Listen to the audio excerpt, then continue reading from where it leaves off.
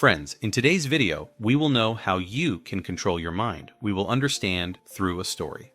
The story begins with a mysterious person sitting in a dimly lit library. Ancient books adorn the walls, and an aura of mystery engulfs the room. There is an old leather-bound book on the desk titled How to Own Your Own Mind, and How to Get Your Mind to Do Any Difficult Task Easily. Friends, if you really want to control your mind, then you have to watch the entire video very carefully, and you just have to try to watch the video completely without bringing any thoughts. In your mind, this is your first task.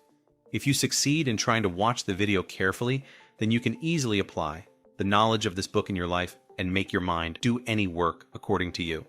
Friends, you must also be thinking in your mind that I am asking you to watch the entire video because I will benefit from it. I agree that it is beneficial for me, but friends, you also benefit from it. Both of them benefit. Friends, if you refuse to do any work after seeing the benefit of others, then it will only harm you, and you will be left behind in your life because you cause harm to yourself by seeing the benefit of others. Friends, I will not force you to watch the video. I will just say that if you want to watch the video, then watch very carefully, or else close the video right now. So let's move on to the story. As soon as the man opens the book, the camera zooms in, which takes us to the story of an ambitious man named David. In the story, David, a young entrepreneur struggling to grow his business, is frustrated with his lack of progress. Late one night, as he walks through the city, contemplating his failures, he meets a wise old man sitting on a bench in a park. The old man knew more about David than he should have. David sat down on the bench next to the old man and started thinking. After a while, the old man said, "You want success in the world, but your mind is a prisoner. Until you master it, true wealth will elude you."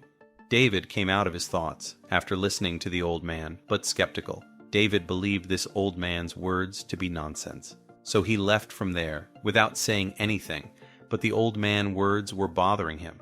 The next day, he finds a small mysterious card in his pocket that says, "The power of the mind is greater than any obstacle." Underneath it is an address. David follows the address on the card and ends up at a hidden bookstore in a forgotten alley.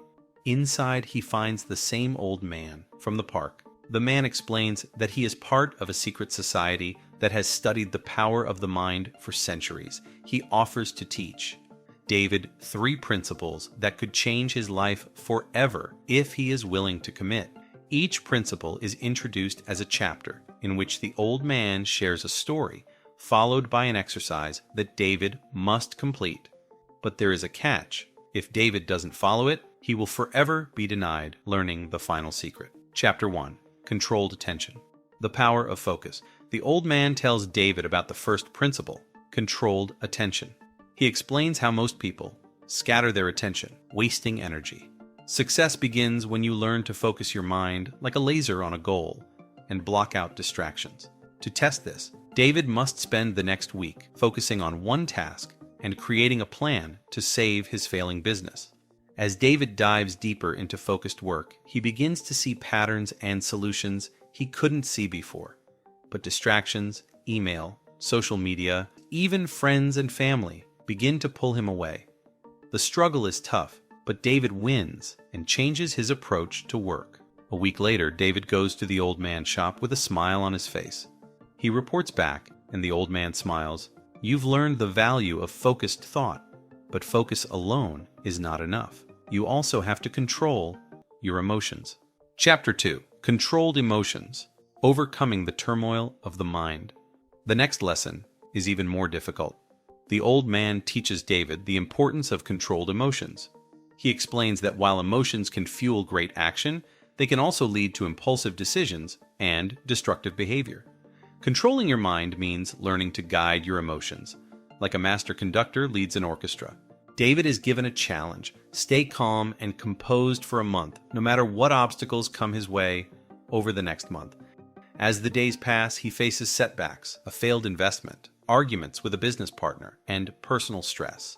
Each event pushes him toward frustration and anger, but by practicing mindfulness and reflection, he learns to react gently, turning every setback into a learning opportunity. The change is gradual but profound. And through this practice, David's business begins to stabilize, and his relationships begin to improve. The old man nods in agreement, but warns, there's one more lesson left, and this one is the hardest. Chapter 3. Controlled Thinking. Using Creative Imagination. The final lesson focuses on controlled thinking. The old man explains how most people let their minds wander aimlessly, stuck in routine thoughts. True masters of the mind learn to guide their thoughts with intention, using creative imagination to solve problems and innovate. David is given the task of creating a bold new strategy for his business, but this time the challenge is not just about logic or focus, it's about breaking free from conventional thinking. David begins to study how great inventors, artists, and leaders approach problems, harnessing their own creative potential. David is at a loss at first. His fear of failure slowly begins to grow. But after several days of deep reflection, David experiences a breakthrough. One day, David comes up with a brand new business model that leverages both his strengths and an untapped market space.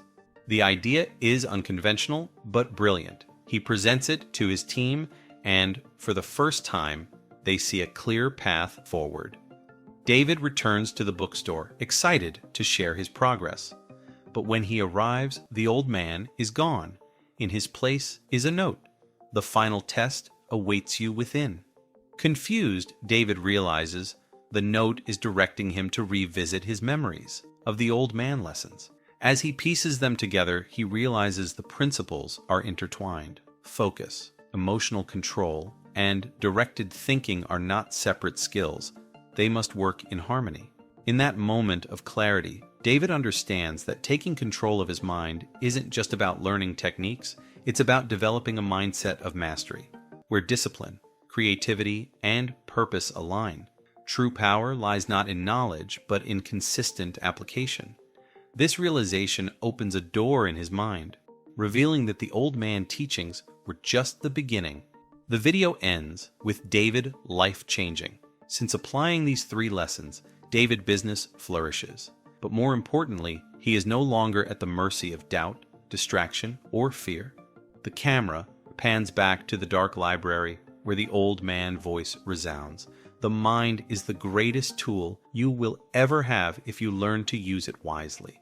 Thank you for watching the video.